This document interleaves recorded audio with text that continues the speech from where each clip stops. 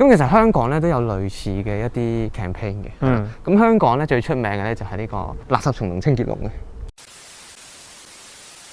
大家好啊，歡迎嚟到90後生活投資頻道，我係史蒂夫，我係大夫。咁你都知新加坡有好多好出名㗎啦，係咪？譬如佢嘅金融啊、佢嘅教育啊、佢嘅一啲制度都好出名啦。咁另外一樣好出名嘅就係新加坡其實係一個好乾淨嘅城市嘅。冇錯啊，我記得咧評級機構咧其實有評過咧全世界啊，唔同國家即係唔同城市嘅清潔程度啦。咁新加坡咧好似係第一名嘅喎。咁犀利？咁其實都好正常嘅，因為新加坡咧對比翻其他我哋去過嘅東南亞國家啦，整個乾淨程度真係非常之好嘅，真係見到條街啦，好少垃圾啦，冇錯，跟住又好少雜物，跟住啲車又唔會亂停啦，其實真係好乾淨、好整齊嘅一個感覺咯。咁所以今日咧，我哋就想探討下究竟點解啊新加坡咧可以做到呢個清潔 No.1 咧？係啦，點解可以咁乾淨、咁整齊咧？咁今日就會講幾個我哋一啲嘅觀察啦，就探討下點解新加坡可以咁乾淨嘅。好啦，咁第一個咧就係新加坡嘅教育啊。係做得非常之好嘅，即係佢公民教育啦，係教導佢嘅市民啦，就唔好亂抌垃圾啦。冇錯，係啦，就唔好污染環境啦。咁大家都知啊，如果環境被污染咗咧，其實好多手尾要跟嘅。譬如話啲傳染病啊咁嘅嘢，其實好難搞噶嘛。所以新加坡咧喺公民教育方面咧係做得非常之好，就係教導佢哋嘅市民啦，就唔好亂抌垃圾啦，同埋要好好咁保護環境啦咁樣嘅。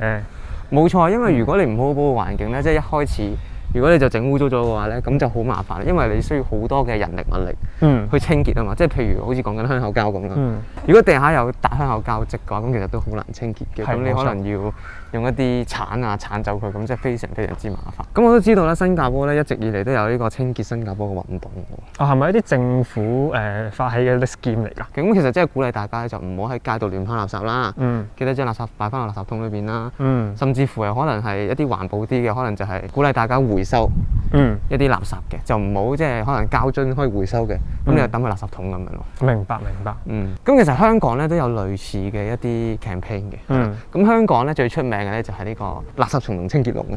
哦，呢個真係好出名，因為佢嘅廣告真係好洗腦。係啊，真係非常之洗腦。咁雖然咧就未必係我哋嗰個年代啦，但係我哋都係深入民心。係啦，即係都係知道有呢個垃圾蟲嘅角色啊，同埋呢個清潔龍嘅角色嘅。我唔知新加坡有冇呢啲類似嘅一啲角色咧，咁可能就藉住一啲比較卡通化嘅一啲宣傳咧，令到可能甚至乎小朋友啊都好容易理解到或者知道呢批垃圾係唔啱嘅。同埋可以由細養成呢個好嘅習慣咯。冇錯。咁如果大家知道有呢啲咁嘅角色嘅話咧，都可以 comment 到你聽嘅。咁第二個點解新加坡咁乾淨嘅原因就係因為佢嘅罰款啊，係好重嘅。冇錯，即係新加坡好出名嘅，有個字就叫 Fine City 啦。即係佢有好多唔同種類嘅罰款啦。譬如你抌垃圾喺街度俾人捉到咧，其實係要罰300蚊波子嘅喎。係啦，跟住好似話亂咁泊單車咧，又要罰1000蚊波子喎。冇錯啊。係啦，跟住你喺嗰啲車站啊，可能 MRT 啊、巴士入面食嘢咧，都係要罰幾百蚊波子嘅。其實所有刑罰加埋起嚟，真係好有呢個阻嚇性。其實我覺得呢個 Fine City 呢個名咧，就未必係一啲負面嘅嘢嘅。係啦，俾我感覺反而係好嚴格嘅，好有紀律嘅成個國家嘅人，係咯。咁就唔會好似話，喂，你咩都罰啊，即係可能你做少少嘢都罰，其實唔係咁樣嘅。可能有啲人就覺得，聽到個名之後覺得，哇，好驚喎，新加坡乜都罰嘅咧。咁其實唔係嘅。你做錯嘢咧先會罰嘅啫，即係譬如一個正常人嘅話，你冇理由會不斷隨街抌垃圾噶嘛，係咪？咁所以你見到呢啲罰款，就算我哋見到罰款啦，係咪？我哋都唔會驚嘅，係啦，因為我唔會咁做啊嘛，所以就大家唔使擔心嘅呢樣。咁一個法律咧，其實比較得意嘅就係咧，如果你去公共廁所啊，或者一啲外面廁所啦，你唔沖廁所嘅話咧，或者啲外面廁所咧用完之後咧，你唔沖廁所嘅話咧，其實如果俾人發現到咧，係要被罰錢嘅。哦，係啦，呢個好得意，呢個真係鼓勵唔到啊。所以大家真係唔敢亂嚟咯，喺出邊都。好啦，咁第三樣嘢咧，就係一啲城市嘅設計同埋規劃啦。咁其實呢樣嘢都非常之重要。冇錯。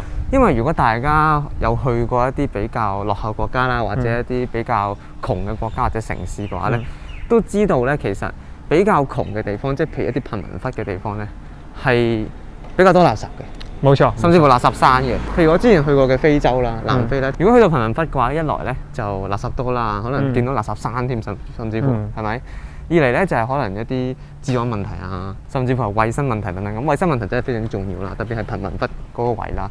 因為如果貧民窟有起一啲瘟疫上嚟咧，都真係幾煩嘅。冇錯，所以喺新加坡你基本上冇可能會見到貧民窟嘅。其實大多數人咧應該上晒樓嘅啦，即係可能都住緊 HDB 或者有自己嘅樓咁樣嘅。冇錯，係啦，所以就唔會話見到有嗰種特別衞生好差嗰啲 cluster 出現咯。同埋咧，如果你去一啲東南亞其他國家啦，會見到其實街邊咧好多啲街頭嘅小販嘅。通常嗰啲小販咧都係冇一個固定嘅地方去經營佢哋嘅 business 嘅。所以你會感覺上嗰個市容咧其實係冇咁好咧，即係冇咁乾淨整潔咁樣嘅。但新加坡就唔同，新加坡就會將以前所有嘅小販啊，就遷入咗去呢個 hawker centre，所以政府就可以集中咁管理啲小販啦，同埋去管理下佢哋啲衞生嘅情況咁樣嘅。所以見到好多小販中心嘅鋪頭喺前面咧，都係貼佢哋啲衞生嗰啲 rating 嘅喎。係啦。